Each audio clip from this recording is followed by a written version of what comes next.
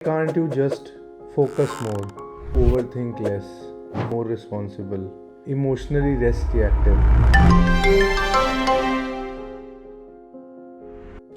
ये वीडियो हर एक Indian women को देखनी चाहिए, स्पेशली उन वुमेन को जिन्हें कभी स्ट्रेस की प्रॉब्लम या सो कॉल्ड ओवरथिंकिंग की प्रॉब्लम रही हो, क्योंकि ये वीडियो बहुत वुमेन के लिए उनकी लाइफ की सबसे इम्पॉर्टेंट वीडियो हो सकती है। प्लीज़ ध्यान तक देखिएगा। मैं एक ऐसे सेंटेंस से स्टार्ट करता हूँ जो काफ़ी वुमेन ने अपनी पूरी लाइफ में सुना है कि why can't you just focus more, why can't you over think less, why can't you be more responsible. School में सुना, घर में सुना, काम पे सुना और खुद के अंदर से भी सुना।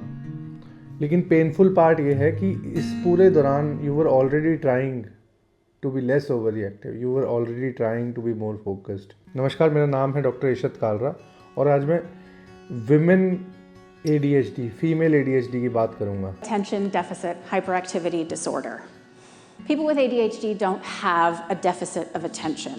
We have too much attention and less ability to control it. ADHD के बारे में कोई आइडिया नहीं है तो सबसे पहले व्हाट इज़ ADHD एंड मेरी ADHD सीरीज़ की बाकी वीडियो ज़रूर देख लीजिएगा। आज स्पेसिफिकली वुमेन के बारे में बात होगी। Attention deficit hyper activity disorder 4 गुना ज़्यादा कॉमन है मेल्स में, लेकिन उसकी एक प्रेजेंटेशन होती है इनअटेंटिव टाइप, जो कि हाइपर एक्टिव नहीं दिखता, नॉटी नहीं दिखता, वो वुमेन और मेन में बराबर रहता है।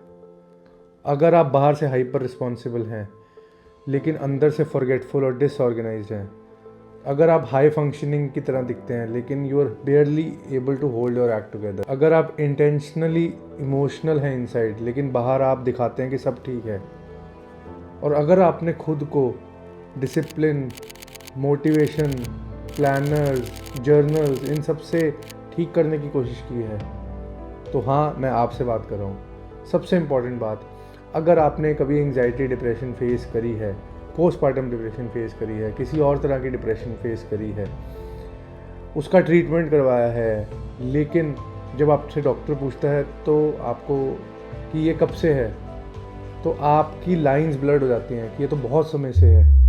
अगर आपने डिप्रेशन और एंग्जाइटी के ट्रीटमेंट के बाद भी आपको लगता है कि पूरी तरह से आप ठीक नहीं हुए, तो भी ये वीडियो आपके लिए इम्पोर्टेंट हो सकता है।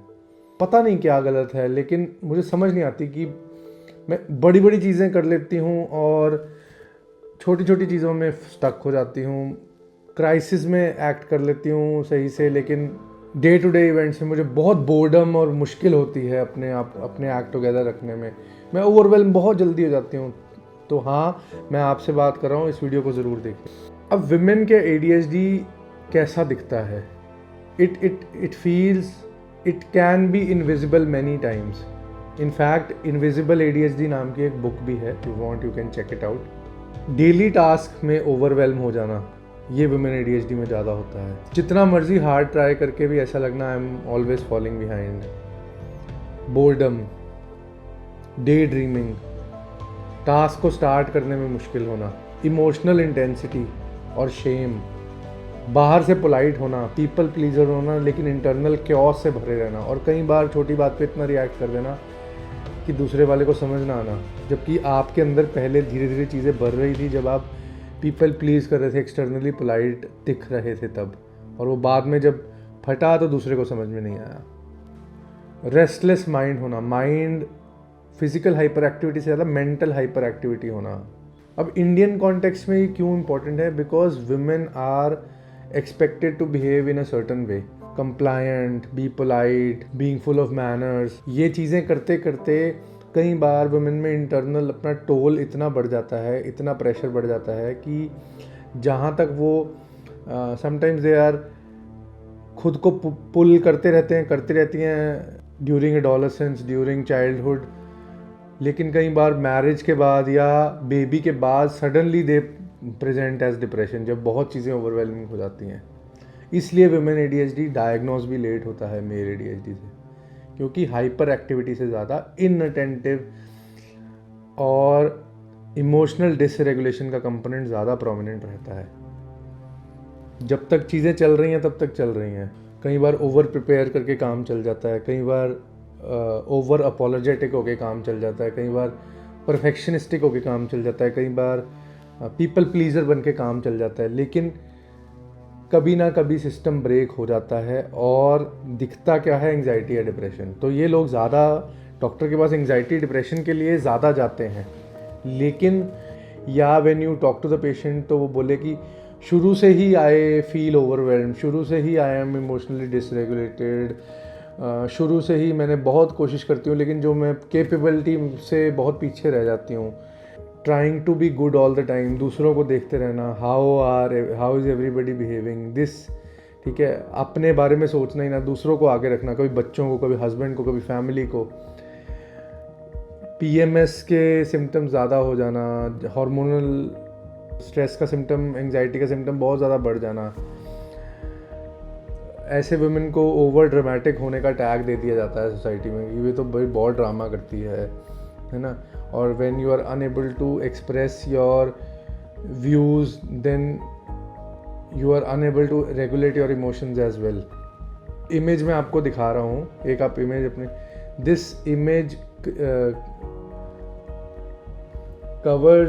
captures female ADHD with very very good accuracy।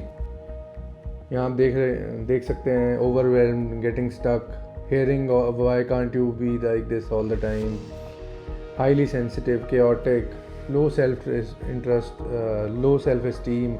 तो आज मैं चाहता हूँ कि आप जाएं, सोचें कि maybe I was not lazy, maybe this is something which needs to be fixed. अगर आपको मिसअंडरस्टैंड किया गया है थ्रू आउट योर लाइफ, अगर आप प्रैक्टिसेस के बाद भी आप पीछे रह गई अपने करियर में, या आप बहुत चीज़ों में ओवरवेल्म हो जाती हैं इजीली, या आप फोकस करना आपको बहुत मुश्किल लगता है, या आप स्टक हो जाती हैं, आप कंफ्यूज हो जाती हैं, या आपको कंसंट्रेट करना मुश्किल लगता है, या आपको स्टार्ट करना टास्क मुश्किल लगता है, तो आज जाएं, सोचें कि मेरी गलती नहीं थी।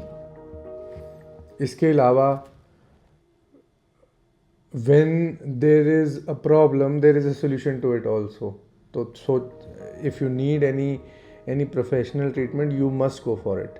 अगर आपको लगता है कि कुछ सिम्टम्स, एटलीस्ट कुछ सिम्टम्स इससे मैच कर रहे हैं, तो you must go for professional